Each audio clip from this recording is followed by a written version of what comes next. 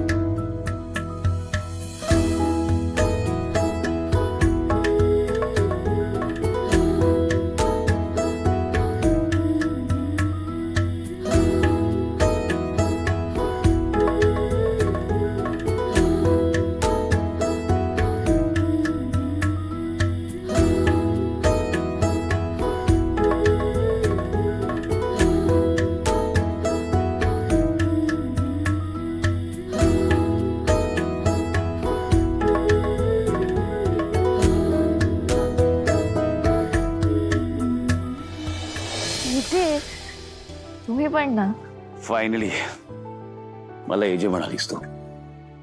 मी तुम्हाला नेहमी एजेच म्हणते। नाही, काल तू कुठल्या तरी वेगळ्या झोन मध्ये होतीस, अहो असं काहीतरी म्हणत होतीस, किती वियर्ड वाटत होतं। इथे खरं सांगू, मला ना तुम्हाला एका वेगळ्याच नावाने हाक मारायची। वन काय? काही नाही, चल। लीला काही नाही एजे। लीला थांब, लीला प्लीज थांब। एजे काय? Tell me. नको, मला भीती वाटते। सांग लीला। तुम्ही चिडाल। लीला बघा चिडताय। ओके सॉरी, सांग आता। मला ना तुम्हाला अभि म्हणायचंय। अभि म्हणायचंय।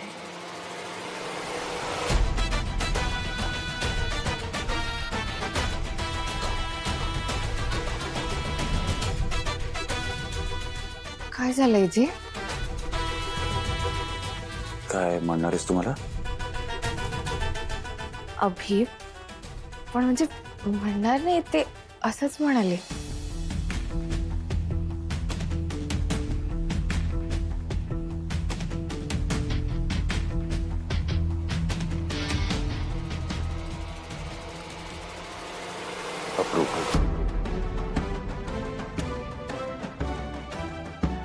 हिचे किती घाबरवलत मला हिचे। एजे आता तू अभि म्हणायचं ठरवलं होतंस, राईट? हा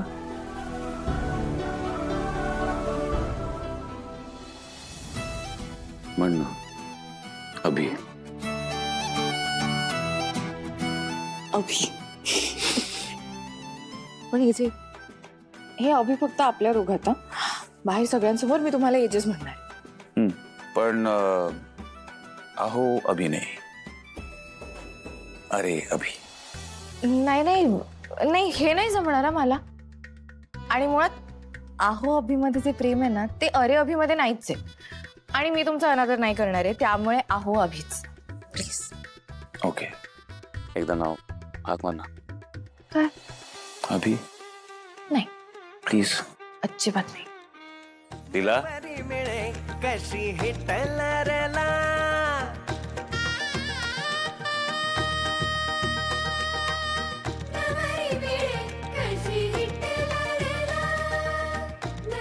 अभि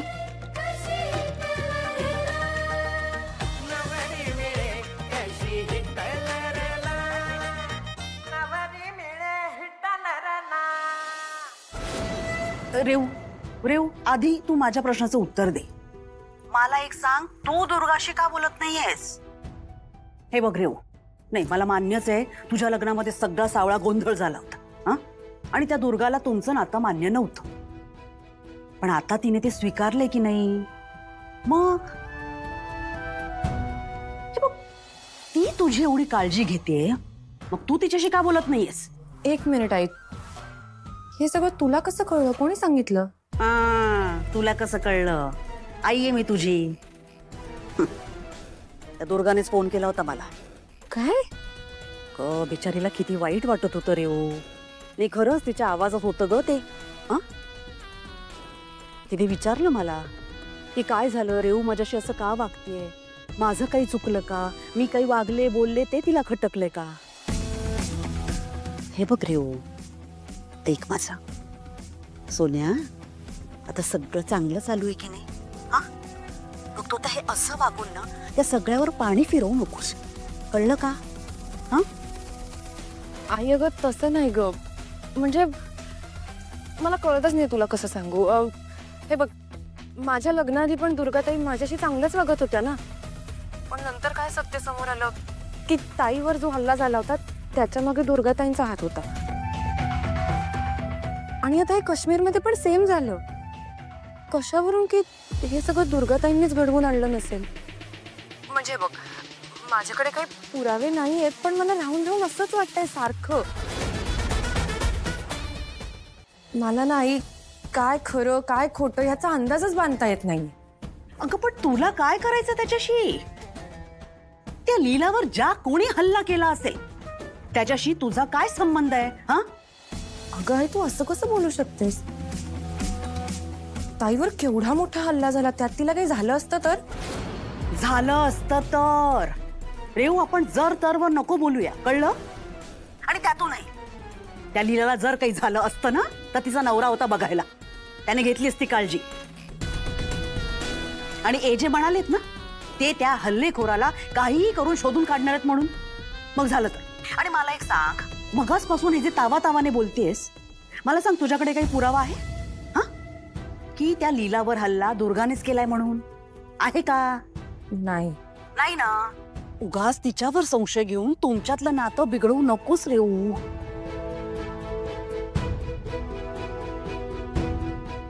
सोन्या, मी काय म्हणते कळतंय का? हे बघा, एक नणंद आहे ती तुझी. तुला तिच्याशी चांगलंच वागायला हवंय रेऊ, कळतंय? हो. शहाणं माझं बाळते. बरं चल, आता फोन ठेवू. काम आहेत घरातली. आणि यशला सांग माझा नमस्कार.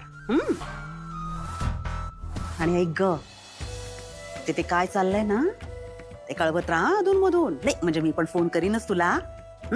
काळजी घे. हो. ठेवू का फोन आता? बाय.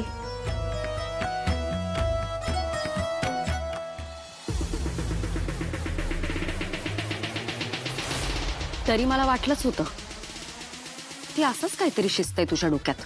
पण इतक्या सहजपणे तुला गमवून कसं चालेल? शेवटी तूच तर माझ्या आणि लीलाच्या या घरातून हकलपट्टी यातली शिडी आहेस. तुला तर जपावंच लागेल वहिनी.